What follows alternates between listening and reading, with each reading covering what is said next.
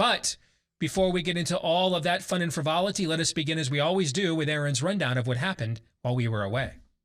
What happened while we were away, brought to you by Unspeakable Evil. 18-year-old Uvalde, Texas high schooler Salvador Ramos shot and killed his grandmother before leading Border Patrol and police on a chase that ended at Robb Elementary School in Uvalde, where Ramos proceeded to shoot and kill 19 children and 2 teachers.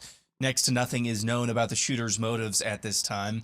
It's one of the worst school shootings in American history. The bodies weren't even cold before Democrats and lefties from sea to shining sea started calling for gun confiscation. But by doing something, we at least stop sending this quiet message of endorsement to these killers. That's Connecticut Senator Chris Murphy. Former Trump Deputy Press Secretary Hogan Gidley summed up yesterday in perhaps the best, most succinct way I saw. Quote, "Folks, America can't fill a God-sized hole with a government-sized pig," end quote.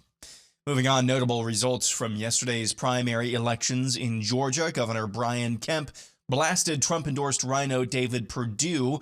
Stacey Abrams won the uncontested Democrat nomination for governor. Herschel Walker won the Republican nomination for senator. Marjorie Taylor Greene won her primary in House District 14. In Arkansas, former White House spokeswoman Sarah Huckabee Sanders won the Republican nomination for governor. In Texas, the Bush dynasty appears to be dead as Attorney General Ken Paxton won his primary runoff election against George P. Bush. In Alabama, Congressman Mo Brooks is advancing to a runoff with Katie Britt for the Republican Senate nomination there. Back to Stacey Abrams, she was asked what she thought about Georgia's record primary turnout after she and many others likened Georgia's voting integrity laws to Jim Crow. The question about voter suppression and voter turnout is causation without correlation. I'm sorry, you can make mistakes even when you know what you're talking about. It's correlation without causation. We know that increased turnout has nothing to do with suppressant. Indiana's state legislature overrode a veto from Republican Governor Eric Holcomb yesterday on a bill that bans men from competing on women's sports teams in that state.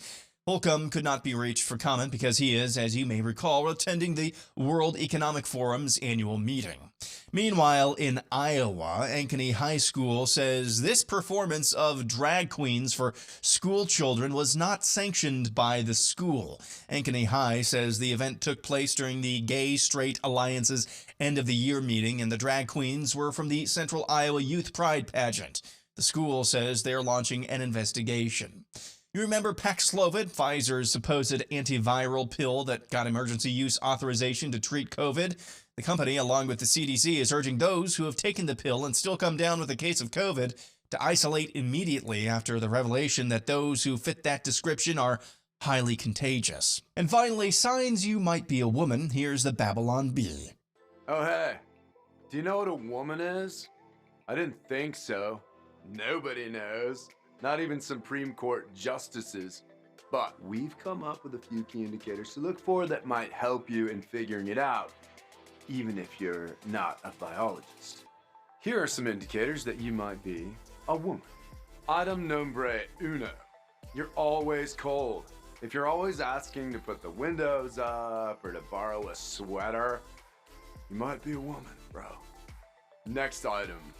A human being has popped out of you.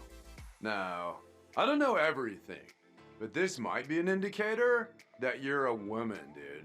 You're definitely a woman if you decorate your bed with 6 or more pillows.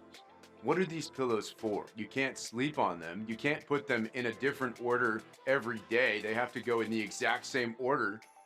What are you using these pillows for? I don't understand it.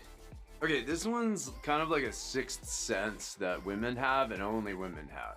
You can tell the difference between rustic farmhouse white and Swiss coffee white at a glance. And that's what happened while we were away.